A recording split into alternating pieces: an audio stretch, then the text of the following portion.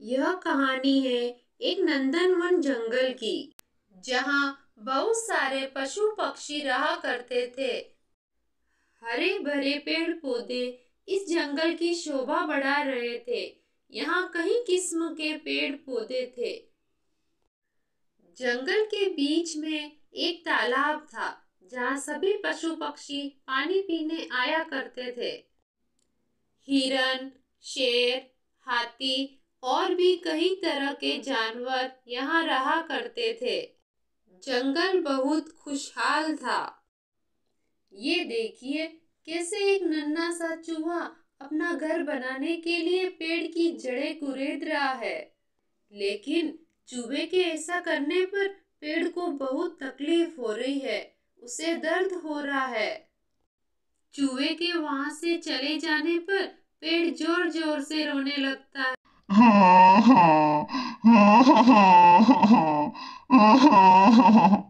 अक्सर जानवरों और पशु पक्षियों से इन्हें बहुत वेदनाएं सहनी पड़ती थी। इस चूहे ने अपना घर बनाने के लिए मेरी जड़ें कुरेद दी। मुझे बहुत दर्द हो रहा है। ऑरेंज की बात सुनकर एप्पल का पेड़ बोलता है, ऑरेंज भाई, ये देखो, इन पक्षियों ने मुझे कितना गंदा कर दिया। यहीं पर खाते हैं और यहीं पर पोटी कर देते हैं। हाँ भाइयों, इन जानवर और पशु पक्षियों ने तो परेशान कर दिया है। कितने गंदे होते हैं ये। इन्हें सबक सिखाने के लिए कुछ ना कुछ तो करना पड़ेगा। इन सभी पेड़ों की बातें पास में खड़ा बरगद का पेड़ सुन रहा था। उसने कहा, हम ऐसा नहीं कर सकते। हमारा और पशु पक्षियों का जीवन एक दूसरे से जुड़ा हुआ है। अगर हम इन्हें आश्रय नहीं देंगे तो वे कहाँ जाएंगे? बरगद की बात सुनकर एप्पल का पेड़ बोलता है, वो सब तो हमें नहीं पता, पर बस अब हम परेशान हो गए हैं। बहुत तकलीफ होती है।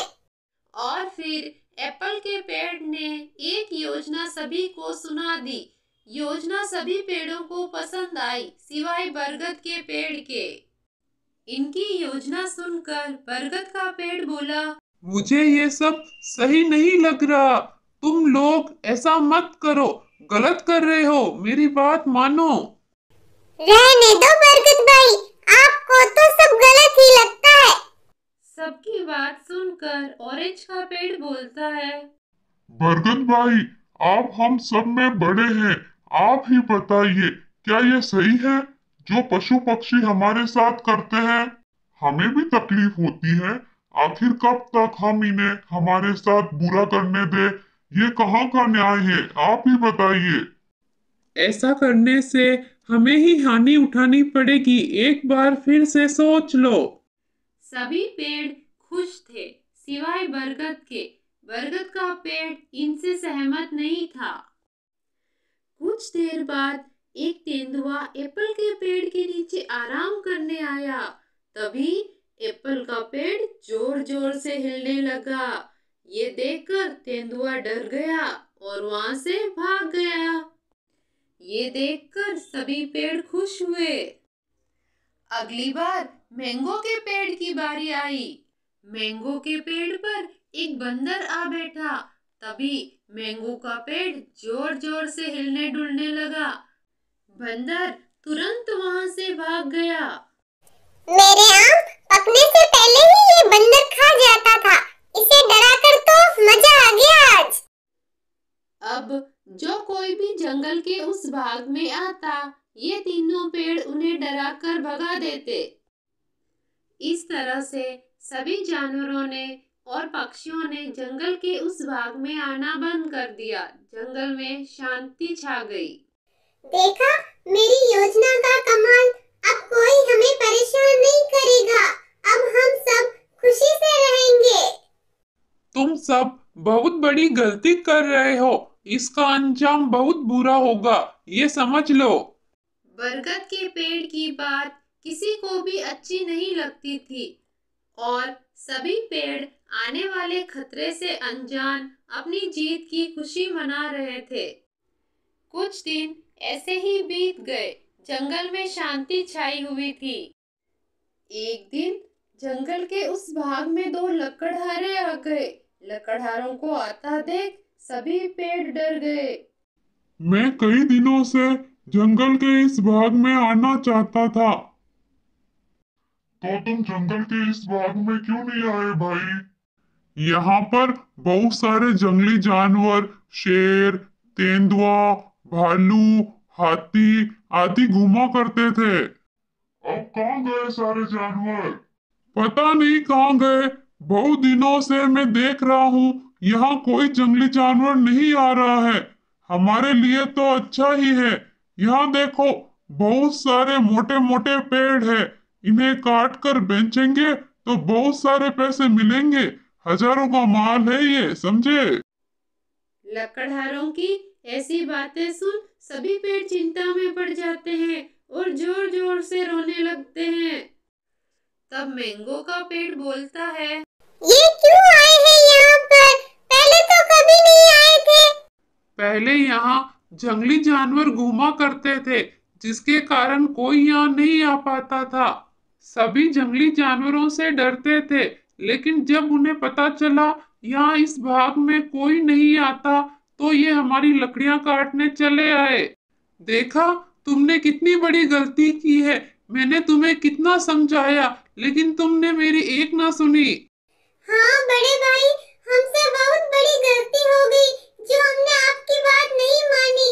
अब ये हमारी लकड़ियां काट लेंगे, हम क्या करें? अब इनसे कैसे बचे हम?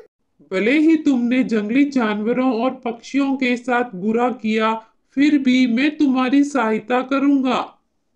वो कैसे करोगे आप? देखते जाओ बस, जो कमाल तुमने किया था वही कमाल अब मैं करूंगा। इतना कहकर बरगद का पेड़ अपनी योजना सभी को सुना देता है। सभी की आंखों में चमक आ जाती है। लकड़हारे जैसे ही पेड़ काटने पेड़ों के पास आने लगते हैं, तभी बरगद का पेड़ जोर जोर से हिलने लगता है। पेड़ पर से पत्ते गिरने लगते हैं और पेड़ की शाखाएं जोर जोर से हिलने डुलने लगती हैं। ये देखकर लकड़हारे बहुत डर जाते हैं। अरे ये क्या हो रहा है अचानक से? लगता है इस बरगद के पेड़ में तो भूत है रे। अरे भागो यहाँ से, भागो, अपनी जान बचाओ जल्दी से।